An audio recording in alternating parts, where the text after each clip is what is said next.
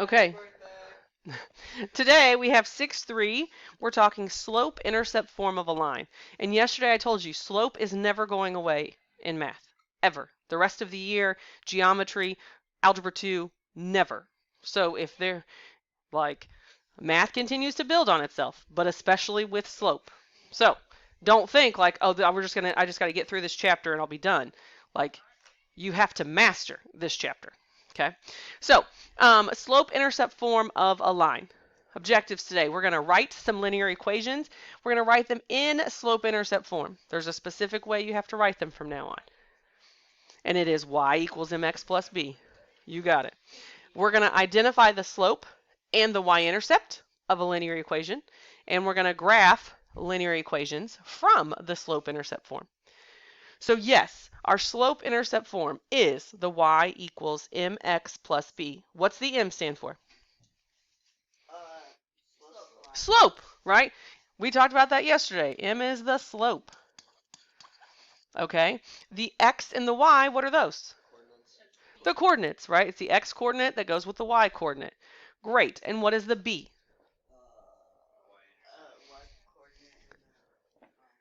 Okay, so it's the y coordinate of the y-intercept. What is a y-intercept? What's an intercept? They cross, right? Okay, so it's where your line crosses what? The x-axis? It's the y-intercept. So it's where your line crosses the y-axis. That's what that is. Okay, the y-intercept is where your line, okay, is going to cross your y-axis. So like right there would be your B. Okay, because it's where it's crossing your y-axis.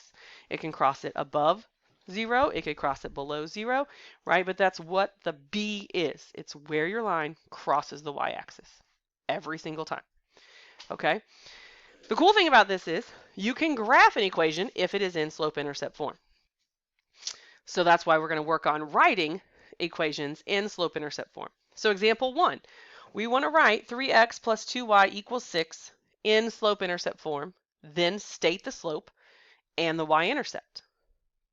So step 1, we need to solve the linear equation for y, because we need to get this into this form. So we've got 3x plus 2y equals 6. How are we going to solve for y?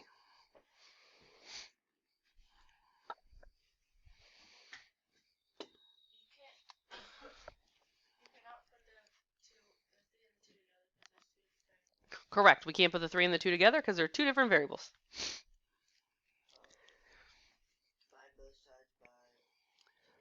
I can't divide anything by 2.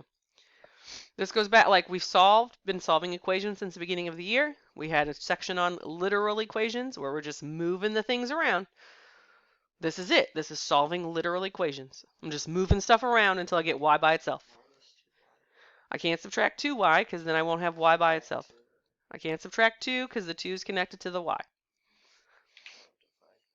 No, I can't divide by 2 because I have a 3x over there still.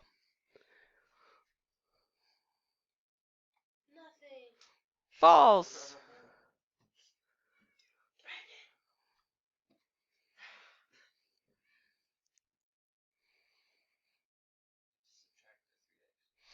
Yeah, we have to subtract the 3x to try to get the y, at least.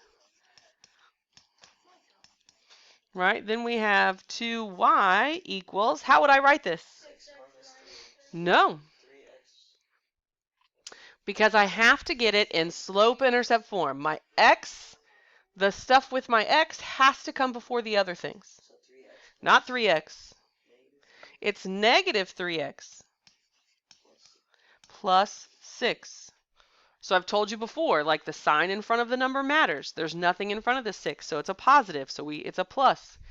We were subtracting 3x, so it's a negative 3x plus 6. Okay. Now, do we have it in slope-intercept form yet? No. What do I have to do? Divide by 2. Yes. Okay, so my 2's cancel here, and I do have my y. Now, I need to take this term, negative 3x, and divide it by 2. Can I do negative 3 divided by 2? No. So I'm just going to leave it as negative 3 divided by 2x. Okay, I mean, I could get negative 1.5, but for slope, right, fractions are good. It's rise over run. I want to leave it as a fraction for slope. And then I have to take my positive 6 and divide it by 2. It's a positive 3, so then I'm going to have plus 3. And I suddenly have slope-intercept form. Y equals negative 3 over 2x plus 3.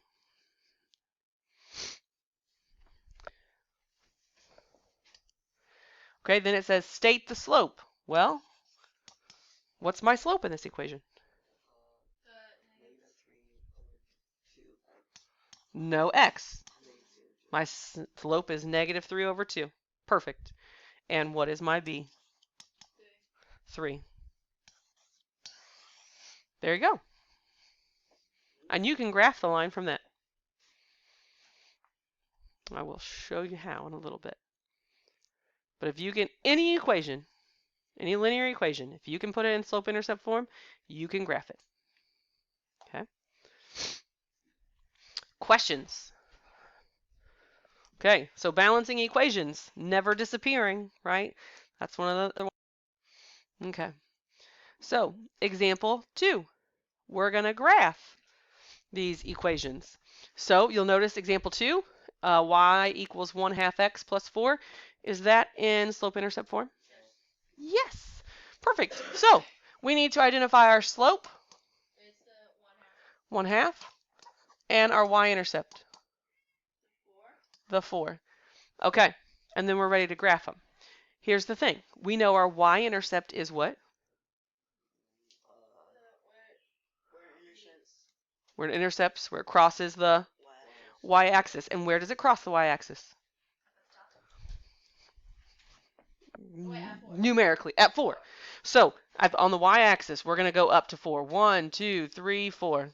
That's where it crosses. And we have our slope. What is our slope? 1/2. And slope is what? It's the rise over the run. So we're going to rise 1, and we're going to run, okay, left or right? Right, because it's positive. So we're going to go up 1 and right 2. And then we go up 1 and right 2. And up 1 and right 2. The opposite, we also could go down 1, right, and left 2. I could go down 1 and left 2. Down 1 and left 2.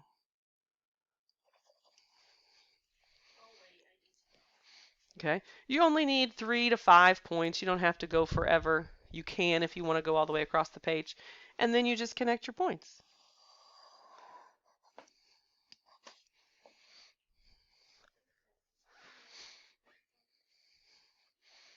But once you know your slope and you know your y-intercept, you can graph your line.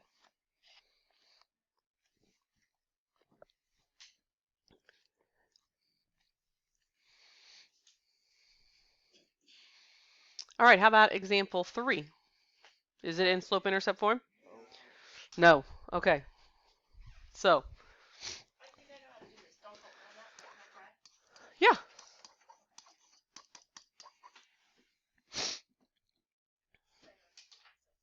Okay.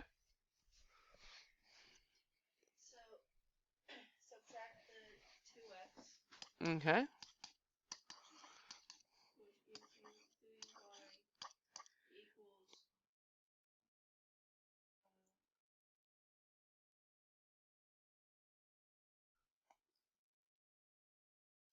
y. You want your x's to come first. So 2. Wait, negative 2. Negative 2. Good. Uh-huh. Minus plus. Nope. Wait, minus 3. Yep. And then divide by 2. Divide by 3. Good. So that would give me y equals Negative 2 over X. Don't forget your X. Uh-huh. And then subtract Minus 1. 3 divided by 3 is 1. Okay, perfect. So yes, there we got slope-intercept form. It says to write it as a linear function. That would just be f of x. So we're going to skip that. But we want to graph it. So what do we need to graph it? Okay, we know our b is -1. And we know our slope is -2/3. Okay, that's what we need. We did all this work just so we could get this. So our y, we're going to intercept. We're going to go to -1. Okay, if we go up 2, what do we do with that?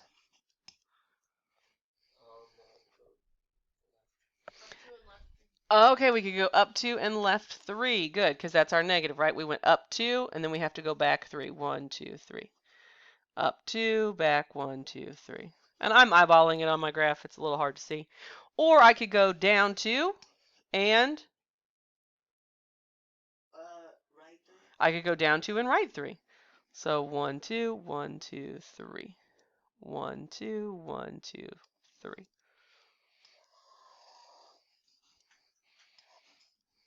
Okay, and graph my line. We only have to do it one direction, not both. You don't have to do it both directions. I'm just showing you because there are times when like you want to go up, but you're like your point, maybe your y-intercept is at 10. Well, then you can't go up anymore. Like there's no more graph. Okay, so then you have to go the other way. So just so you see, like I can go both directions. I want you to have a good grasp of that. So if you practice it, that would be helpful. But So with the always go up yes, and up or down, up and down. Okay. because it's the rise, Okay. right? Rise is, Always the rise. yep, Denominator is always the correct. It's the backwards of how you actually graph a point, right? When you plot a point, you have to go left and right for the x coordinate, and then you go up and down. So that's the one thing that's a little tricky. So then there's just a little note there, right, about using slope-intercept form to graph your linear equation. That's your reminder of what to do. But we've just done it. I've walked you through it. That's just there if you need it in your homework. Okay. Example 4. Write y equals 3 in slope-intercept form. State the slope, the y-intercept, and graph the equation. All right. So how do we write y equals 3 in slope-intercept form?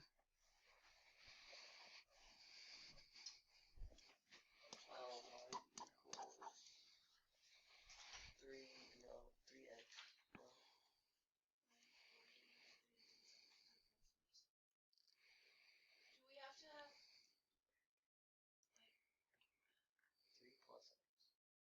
would it be like what we did on the other one to where you made the line and you had the x on one side and the y on one side and you had 3 on all of them? Wait, no, I think that's what happened. Okay.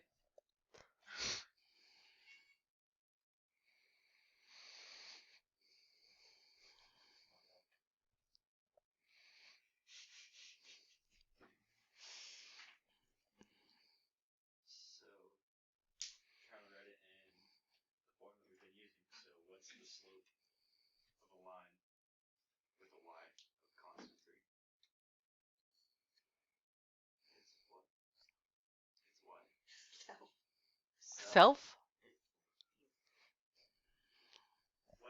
What's that line look like? Looks like a line. These are good answers. They are. hmm Before this lesson, when you saw y equals 3 and it told you to graph it, what would you do? You had to make the thingy.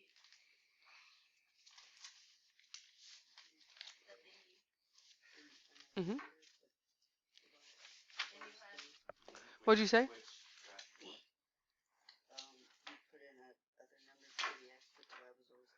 Okay, so we put another number in for x, and the y was always 3. So what did the line look like? Going back to that question that Brandon asked. When you graphed it. No slope. What was it?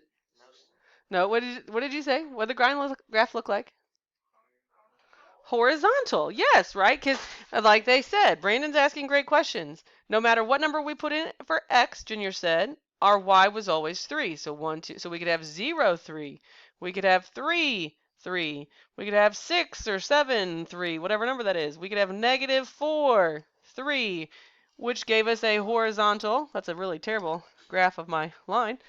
A horizontal line, which has what slope?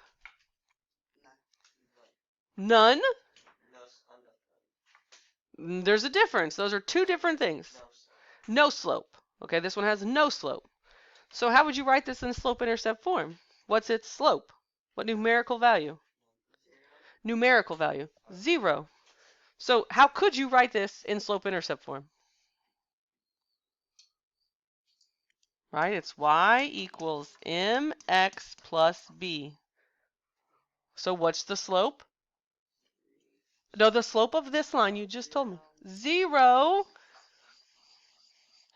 So what's our y-intercept? 3. So how would I write this line in slope-intercept form? Yeah, we could write it as y equals 0x plus 3. That's as good as it's gonna get. But if we have 0x's, it just ends back up like this. Okay. So what's the slope? The slope is 0. 0. What's the y-intercept? 3. Okay. Yeah, like you just good questions. So I should have went with my graph first. Mhm. Most often. I ended up with y equals x plus 3, which is basically all the same thing. But not, because if you just had x, then it would be 1x, right? You do have to put the 0 for when it's 0 slope. Good call. Because otherwise, if you just have x, which is possible, you could have y equals x plus 7. Then that means 1. Your slope is 1. Okay, so good call. I'm glad you shared that even. Okay, example 5 then, relating this to a word problem. An online company produces photo albums for uploaded photo files. If Sarah chooses to pay a membership fee of $25, a premium photo album will cost her $1.25 per page with free shipping. Write a linear function rule for the cost and graph the function. Then determine how much it would cost Sarah for a membership and a 23-page photo album.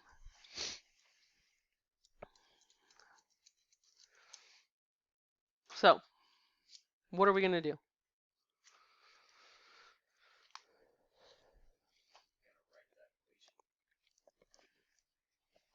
Going to write that equation. Okay.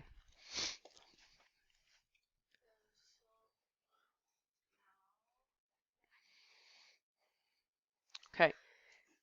Any time. So actually, let me back up.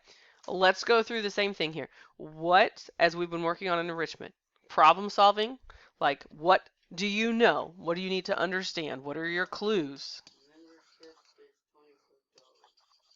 Okay, the membership is $25.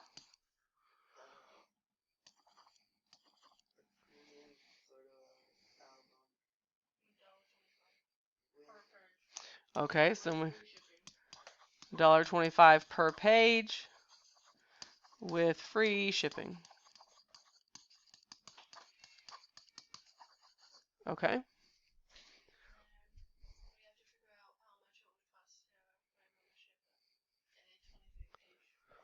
Okay, so that becomes the question, right? So we do 125 times. Wait. Okay. 1.25 times 23. Okay, so don't we do, what was it? 125. Yeah. Times 23. Or whatever the number. 20. Yeah. 23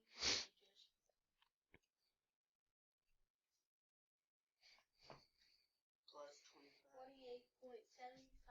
Okay, nope. I want, so here's the thing. It does say write a linear function rule for the cost and graph the function. No, no, no, no, you're right. Like you're just jumping to the next part about the cost. So like the other question is what's the linear function? But if you can figure out this one, then you could go back and figure out the equation. So if you do $1.25 times 23, is that the whole equation? Plus 25. Why plus 25?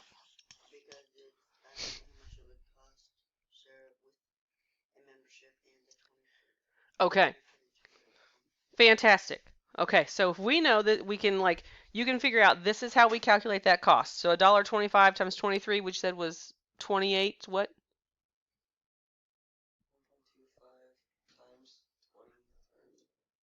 Yeah, how much did you say that was?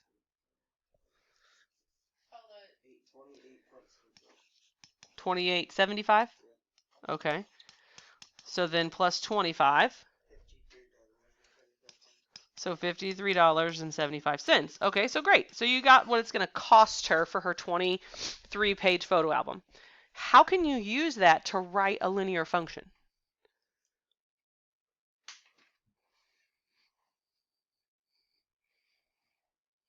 How can you write that to write an equation?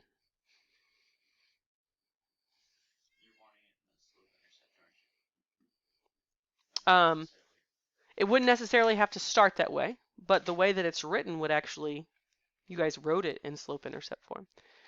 But it's like picking out, like, where do my variables go? To write this, to convert this into an equation that I could use again and again and again for a 5-page photo album, for a 10-page album, for a 15-page album, for a 20-page.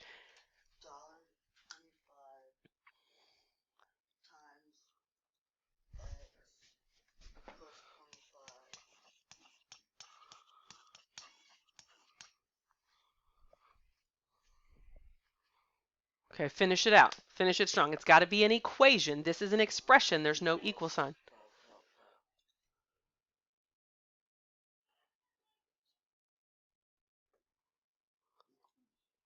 Equals what? No, it only equals 53.75 in this example. We need another variable, yeah, because depending on what number we put in here, we're going to get another different answer out at the end, right? And this is what functional notation is, or like linear function notation. It says, well, if I put this number in, then I'll get this number out. If I put this number in, I get a different number out. So yeah, what was it? Y. That's why we have an X and a Y. Because here, this is the same thing. My Y equals the 53.75, and Y is my dollars, like my cost. 23 was the number of pages that I put in. That's my X is pages. So yeah, this is your equation, but you could show the work, you could make it make sense one time, but then you have to be able to write that equation out because we're also supposed to graph this. So how are we going to graph it?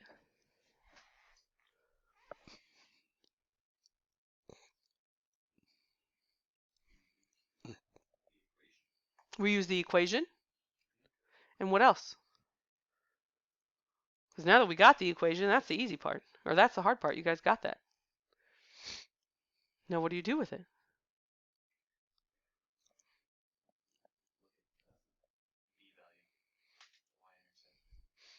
Okay, we can look at the y-intercept.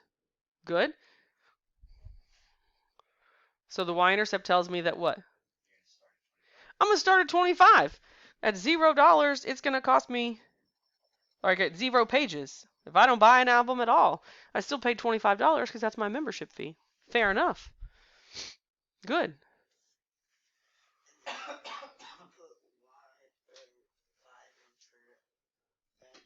We could put 5 in for X. Absolutely. Right? Because we could do 5, we could do 10, we could do any of these numbers. So, yeah, if we want to put 5 in, Y is going to equal $1.25 times 5 plus 25. So what would my Y equal? 31.25? All right. So this is just going back to you guys essentially making that table. So 31.25. It's a rough estimate. Okay, what else could I put in for X? 10. All right, so what's my Y going to equal when I do $1.25 times 10 plus 25? How much?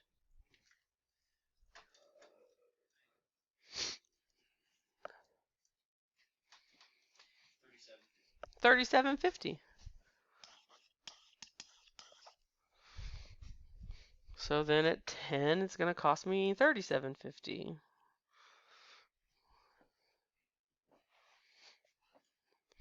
All right, and then I'll let you finish graphing that. Because that's the only part left to go is to graph your function. Because you've figured out how much Sarah would pay, so you already know that one as well if she did 23, but that's not really on your graph, so you don't have to graph that one. It'd be a little bit harder, but I'll let you finish that, and then you can get started on homework.